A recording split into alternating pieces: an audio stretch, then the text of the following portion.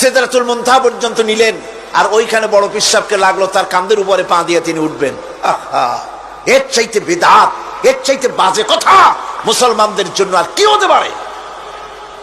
দুর্ভাগ্য এই জাতির, এই সব আলেম নামের কলঙ্ক, যারা নাকি বড় পীর সাহেবের নামে ওয়াজ করে করে বলেন, তার নামে দরুদ বানায়েছে, তার নামে বলে ইয়া আব্দুল কাদের জিলানী শাইয়ান লিল্লাহ, জোরে কর নাউযুবিল্লাহ। বলা হয় হে বড় পীর সাহেব আপনি আল্লাহর রাস্তায় আমাদের কিছু দেন। আরে মিয়া সাহেব, আব্দুল কাদের জিলানী রহমতুল্লাহ আলাইহি যা পেয়েছেন আল্লাহর কাছ থেকে পেয়েছেন, তার দেওয়ার কিচ্ছু নয়। যা দিবেন আপনাকে আমাকে আল্লাহ পাক দিবেন। ইয়া গাউস ওয়া আগিসনি বলা জায়েজ নাই। ইয়া গাউস ওয়া আগিসনি বলতে হবে আল্লাহ পাককে। গাউস কে? আল্লাহ পাক, তাকে বলতে হবে ইয়া গাউস ওয়া আগিসনি। আয় আল্লাহ